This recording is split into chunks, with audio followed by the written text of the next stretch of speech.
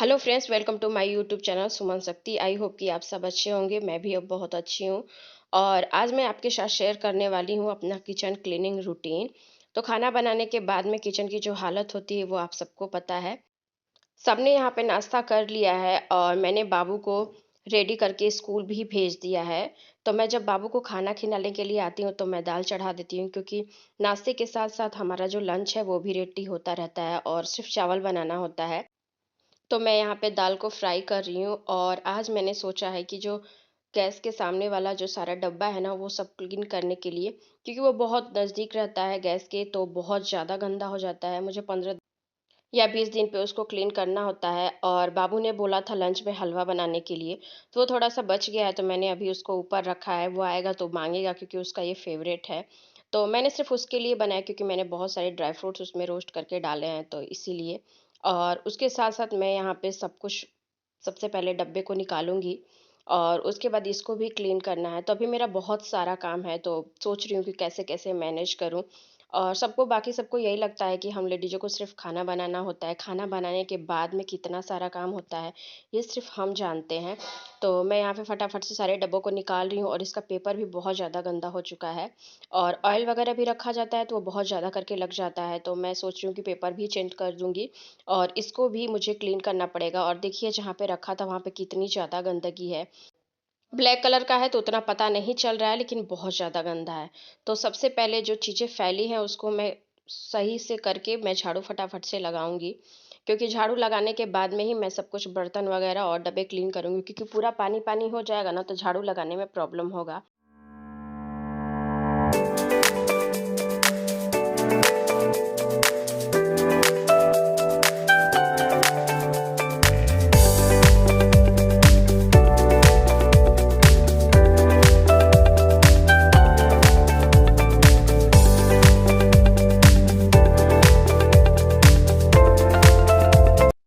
तो झाड़ू मैंने लगा लिया है और अभी बारी है बर्तन को क्लीन करने की। तो मैं सबसे पहले एक पानी से खंगाल देती हूँ ताकि बर्तन जो है वो क्लीन रहे। उसके बाद मैं वॉश करना शुरू करती हूँ। तो बहुत सारे काम हैं और बाबू का भी लंच बनाना होता है, उसको भी रेडी करना होता है, तो उसमें बहुत ज़्यादा टाइम चला जाता है। और मेरी जो फैमिली है वो जॉइंट फैमिली है, तो ऐसा नहीं है कि सिर्फ़ 1-2 लोगों के लिए बनाना है। पूरे से 7 लोग हैं घर में, तो सबको देखना पड़ता है, सबको मैनेज करना पड़ता है। और ये चाय वाला बर्तन है तो इसको मैं तार से थोड़ा-सा घिस दूँगी, क्योंकि जल गया है और वो जल्दी से छूटता नहीं है। तो बर्तन को क्लीन करने के बाद में मैं सारे डब्बे को क्लीन करूँगी। तो उसके लिए मैंने यहाँ पे एक कटोरी में डिटर्जेंट पाउडर ले लिया है और उसमें थोड़ा-सा पानी डाल के जस्ट ऊपर से ही क्लीन करूँगी। डब्बे को अच्छी तरह से बंद कर देंगे तो वो अंदर पानी बिल्कुल भी नहीं जाता है, क्योंकि अधिकतर तो मैं ऐसे ही करती हूँ, क्योंकि सारा कंटेनर खाली करके क्लीन करना पॉसिबल ही नहीं है। और किचन में बार-बार हाथ जाता है, क्योंकि सबसे ज़्यादा हमें ज़रूरत डब्बों की ही होती है। तो इसीलिए, और यहाँ पे थोड़ा-सा डिज़ाइन है इसमें, तो उसको मैं ब्रश की हेल्प से क्लीन कर लूँगी, ताकि उसमें कोई गंदगी रहे ना और वो अच्छी तरह से क्लीन हो जाए। तो जहाँ पे ज़्यादा गंदगी है वहाँ पे मैं इस ब्रश की हेल्प से साफ़ करूँगी, तो वो जल्दी-जल्दी से हो जाएगा। और ऐसे ऊपर से क्लीन करने पे थोड़ा-सा जल्दी हो भी जाता है, बहुत ज़्यादा टाइम नहीं लगता है। और ऑयल की वजह से जो चिपचिप करता है ना, वो हाथ में लगता है तो बहुत अजीब-सा होता है। इसीलिए मैं सोचती हूँ कि 15 दिन, 20 दिन पे इसको क्लीन कर ही लूँ। तो वही मैं फटाफट से इसको क्लीन कर रही हूँ। और अभी यहाँ पे मैंने एक बड़ा-सा बर्तन ले लिया है, तो मैंने इसमें सारे डब्बों को जल्दी-जल्दी से क्लीन करके रखती जाऊँगी, क्योंकि एक-एक करके मैं रखूँगी ना तो बहुत ज़्यादा टाइम लग जाएगा और फिर ले करके अरेंज करने में भी बहुत ज़्यादा प्रॉब्लम होता है।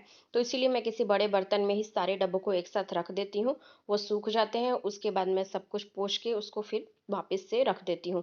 तो ऐसे ईज़ी होता है, तो हमारे ऊपर डिपेंड करता है कि हम अपने काम को कैसे ईज़ी तरीके से बनाएँ। अगर आप ही खुद सोचिए, एक-एक डब्बे को आप उठा-उठा के लेके जाएँगे तो काफ़ी ज़्यादा उसमें टाइम लग जाएगा।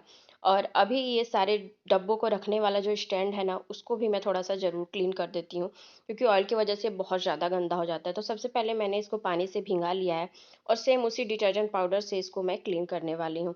तो बहुत ज़्यादा गंदा नहीं होता है, क्योंकि मैं टाइम टू टाइम इसको क्लीन करती रहती हूँ। जब ये बैठ जाता है तभी बहुत प्रॉब्लम होती है। तो इन सारी चीज़ों को मैं अभी अच्छी तरह से क्लीन करने वाली हूँ और उसके बाद मैं इसको धूप में सुखा दूँगी। और मैं ये सब कुछ करने के लिए ये भी वेट करना पड़ता है कि कोई किचन में ना आए, क्योंकि मेरा स्टैंड जो है वो लोग हिला भी देते हैं। ऐसा मेरे साथ बहुत बार हुआ है। बाबू भी कर देता है तो वो पूरी क्लिप खराब हो जाती है।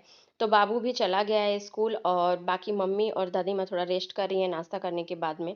तो अभी किचन पूरा खाली था तो मैंने सोचा कि ये बेस्ट टाइम है, तो मैंने अपने फटाफट से शूटिंग स्टार्ट कर दी है और उसके बाद जो है मैं वो सिंक को क्लीन कर लूँगी। तो सब कुछ क्लीन करने के बाद में लास्ट में ही पोछा सब लोग लगाते हैं, वैसे मैं भी लगाती हूँ। तो यहाँ पे जो है सब कुछ क्लीन हो चुका है और मैं प्रेफ़र करती हूँ बहुत ज़्यादा पानी बर्बाद नहीं करना। तो मैं एक ग्लास लेके ही बेसिन को क्लीन करती हूँ। ऐसा नहीं है कि टोटी को चालू कर दिया, छोड़ दिया, अपना पानी गिर रहा है। बहुत ज़्यादा पानी जब बर्बाद होता है तो मुझे बहुत अजीब-सा लगता है। और उसके बाद मैं आ गई हूँ अपने गैस को क्लीन करने के लिए और बाकी जो प्लेटफ़ॉर्म वग़ैरह है उसको भी मैं क्लीन कर लूँगी। तो चलिए मैं फटाफट से पोछा लगा लेती हूँ। उसके बाद फिर नीचे का भी पोछा लगाना है।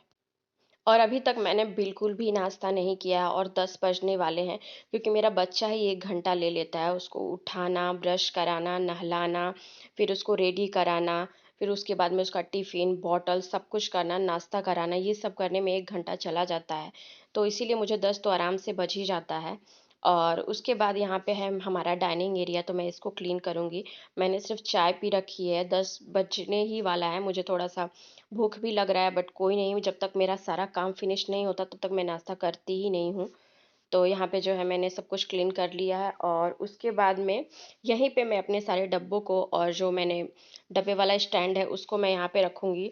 तो ये हमारे किचन के इस साइड का है तो यहाँ पे सिलबट्टा, सिंक वगैरह यहाँ पे भी है। अगर कोई ज़रूरत होती है तो हम यहाँ पे क्लीन कर लेते हैं। हमें किचन में बहुत ज़्यादा पानी-पानी करने की ज़रूरत नहीं पड़ती है। और यहाँ पे मैं प पोछा लगाने जा रही थी बट मेरे साथ ऐसा हो गया कि इसका जो पाइप है ना उसमें ढेर सारी चींटियाँ थी और उन्होंने अंडे दे रखे थे तो मेरे पूरे हाथ में वो सब कुछ चला गया, मेरे कपड़े पे चला गया। और ये जो चींटियाँ थी वो छोटी वाली रेड कलर वाली थी तो इतना मुझे काट रही थी, मैं एकदम परेशान हो गई। मैं बार-बार अपने हाथों को धो रही थी बट वो सिर्फ़ हाथ पे ही नहीं आई थी क्योंकि मैंने जो पोछा पकड़ा था वो मेरे पूरे पेट पे, पूरे इस वाले एरिये में पूरा चींटी-चींटी हो चुकी थी और मुझे बहुत ज़्यादा काट रही थी। तो मैंने सोचा कि मैं फटाफट हाथ से ही लगा देती हूँ, तो मैंने उसको उधर साइड फेंक दिया क्योंकि वो मेरे हाथ से छूट ही गया। इतना मुझे काटी और मुझे कुछ समझ में भी नहीं है कि अचानक से मेरे साथ हुआ क्या? क्योंकि मैं सूट करने में परेशान थी और देखिए मुझसे पोछा भी नहीं लगाया जा रहा है क्योंकि इतना ज़्यादा मुझे काट ही रही हैं वो लोग। तो फटाफट से मैं सोच के रही हूँ कि मैं पोछा करके मैं नहाऊँगी। बट मैंने देखा कि दादी माँ नहा रही थी और एक में मम्मी तो बाथरूम भी नहीं खाली था, तो मैंने सोचा कि चलो फटाफट से कपड़े चेंज कर देती हूँ।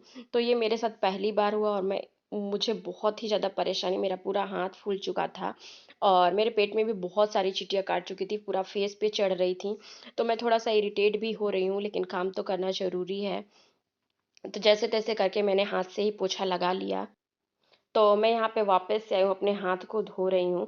तो चलिए इस वीडियो को मैं एंड करती हूँ। आई होप कि वीडियो पसंद आई होगी। अगर पसंद आई होगी तो लाइक कर दीजिए, शेयर कर दीजिए, सब्सक्राइब कर दीजिए और मैं जाके अपने कपड़े चेंज करती हूँ क्योंकि मुझे बहुत चींटियाँ काट रही हैं। Bye bye friends.